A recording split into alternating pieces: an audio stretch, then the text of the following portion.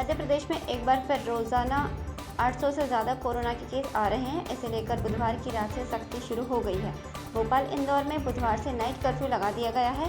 ग्वालियर, जबलपुर समेत प्रदेश के 8 शहरों में रात 10 बजे के बाद बाजार बंद करने के आदेश दिए गए हैं। प्रतिबंधों की पहली रात भोपाल और इंदौर में तय समय 10 बजे बाजार और पीने के सभी स्टॉल बंद हो गए। बाहर निकलने वालों से वजह पूछी गई। वहीं ग्वालियर, जबलपुर और छिंदवाड़ा में कुछ बाजार खुले रहे। पुलिस रात 11 बजे सख्ती करके बाजार बंद कराया। उज्जैन में बारिश होने की वजह से बाजार 10 बजे से पहले ही बंद हो गए। भोपाल में बुधवार रात 10 बजे से नाइट कर्फ्यू लगने के पहले ही 100% मार्केट और दुकानें बंद कर दी गई। पुलिस जवान चौराहों पर पहले से ही बैरिकेडिंग कर तैनात थे। सायरन बजाते हुए रात 10 बजे से पहले दुकानें बंद करने की हिदायत देते रहे। रात 10 बजे के बाद निकलने वाले लोगों के नाम पता नोट किए गए। उनसे बाहर निकलने की वजह पूछी गई। उन्हें गुरुवार से नाइट कर्फ्यू की गाइडलाइन का पालन करने की हिदायत दी गई। बिना किसी कारण के घर से नाइट कर्फ्यू में नहीं निकलने को कहा।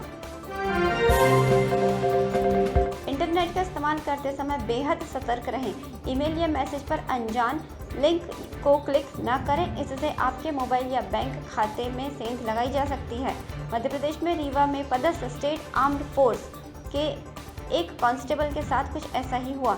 ठगों ने उन्हें कोरोना वैक्सीन का दूसरा डोज लगवाने के लिए एक लिंक भेजा। क्लिक करने पर कुछ जानकारी मांगी गई, जिसे भरते ही उनके खाते से 3 लाख रुपए कट गए।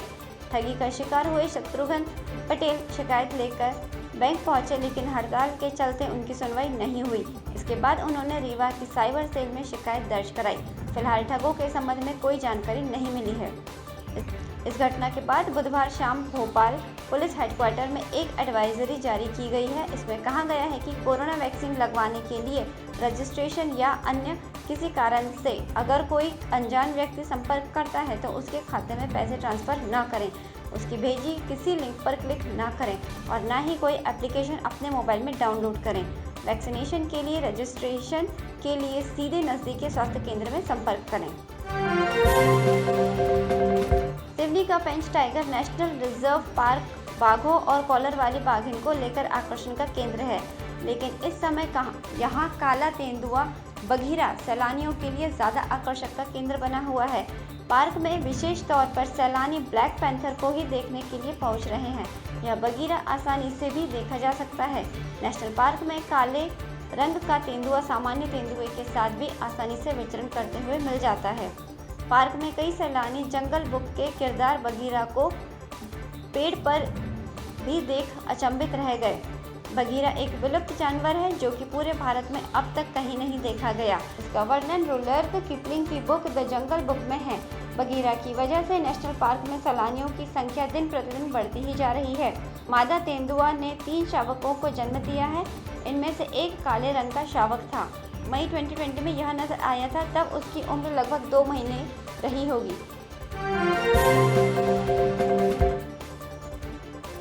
दमोह के पथरिया से बीएसपी विधायक रामबाई के पति गोविंद सिंह तक एसटीएफ बुधवार को पहुंच गई है। हालांकि एसटीएफ ने गिरफ्तारी की आधिकारिक पुष्टि नहीं की है। गोविंद हटा के बहुचर्चित देवेंद्र चौरसिया हत्याकांड मामले में 2 साल से फरार हैं। दूसरी तरफ प्रशासन ने विधायक के घर पहुंचकर अतिक्रमण तोड़ दिया। गोविंद सिंह ने मैरिज गार्डन के लिए नाले की सरकारी जमीन पर अतिक्रमण कर दिया था। 4 दिन पहले ही मामले में सुप्रीम कोर्ट ने राज्य सरकार और पुलिस को फटकार लगाई थी। इसके बाद हरकत में आई सरकार ने एसटीएफ को गोविंद को पकड़ने का जिम्मा सौंपा था। इसके बाद एसटीएफ और एडीजी विपिन माहेश्वरी दमोह पहुंचकर गिरफ्तारी के लिए दिशा निर्देश दिया गया।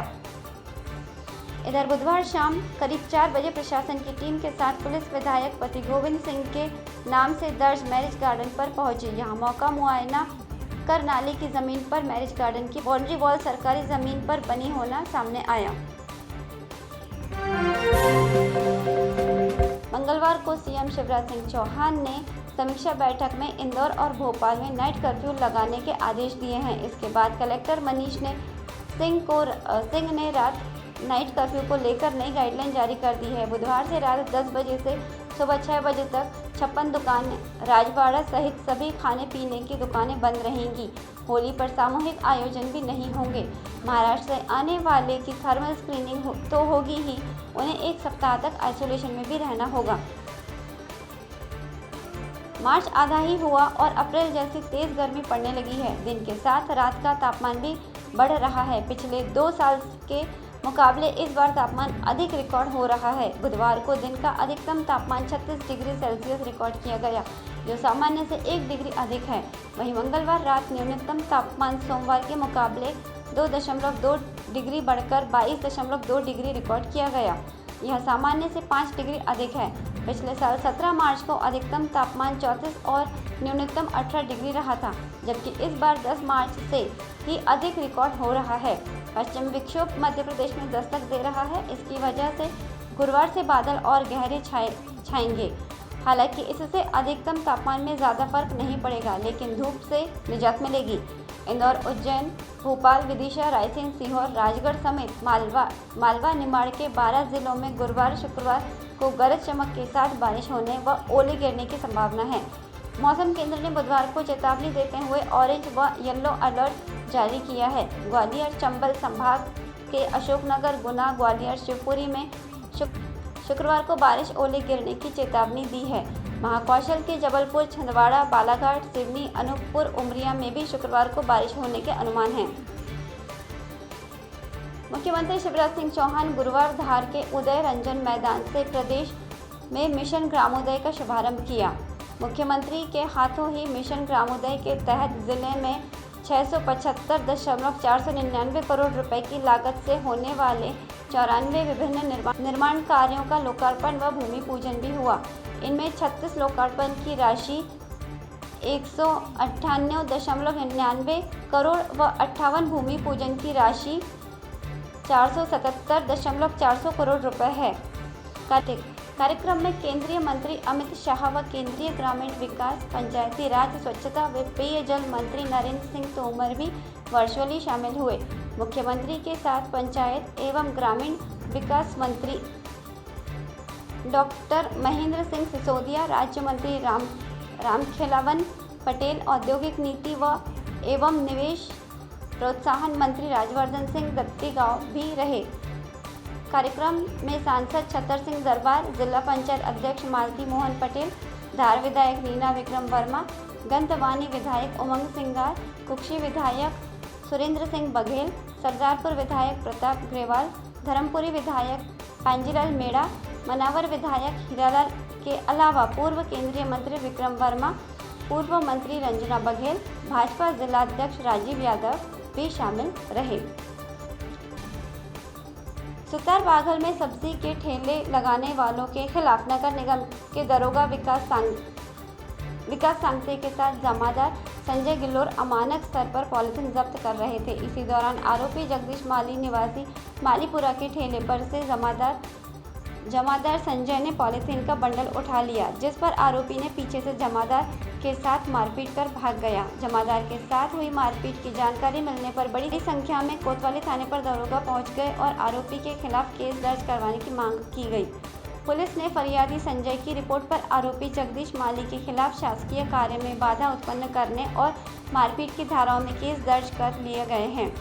जमादार संजय ने बताया कि अधिकारियों के निर्देश पर बुधवार को दरोगा के साथ सुतार बाखल में सब्जी के ठेले वालों से अमानक स्तर की पॉलिथीन जब्त कर रहे थे। 3 से 4 ठेले वालों से हमने थैली जब्त कर ली थी। मध्य प्रदेश के मुख्यमंत्री शिवराज सिंह चौहान इन दिनों बीजेपी के लिए चुनाव प्रचार कर रहे हैं। 5 राज्यों में हो रहे विधानसभा चुनाव के लिए वो स्टार प्रचारक हैं। असम में चुनाव प्रचार कर चुके हैं। उनके अलावा मध्य प्रदेश के कुछ अन्य नेता मसलन कैलाश विजयवर्गीय, नरोत्तम मिश्रा पश्चिम बंगाल में बीजेपी की कमान संभाले हुए हैं। इन सबके मार्फत कोशिश ये है कि गैर बीजेपी शासित राज्यों में विकास के कितने काम हो रहे हैं और ये राज्य सुशासन के कितने करीब है, ये लोगों तक पहुंचाया जाए। पर अब बीजेपी की इस रणनीति पर पानी फेरने की तैयारी कर ली है कांग्रेस ने। प्रदेश कांग्रेस ने अब बीजेपी के ऐसे स्टार प्रचारकों के खिलाफ चुनावी राज्यों में जाकर प्रचार करने का फैसला किया है।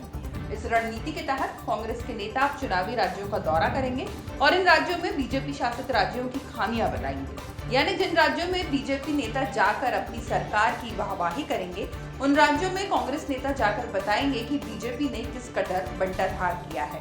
पर सवाल ये है कि कांग्रेस बीजेपी की सत्ता को लगातार 4 बार से मध्य प्रदेश में ही उखाड़ फेंकने की कोशिश कर रही है, पर पूरी तरह कामयाब नहीं हुई। उल्टे अपनी ही सरकार नहीं बचा सकी। ऐसे कांग्रेस नेता दूसरे राज्यों में जाकर आखिर कैसे बीजेपी के शासन कुशासन पर सवाल उठा पाएंगे।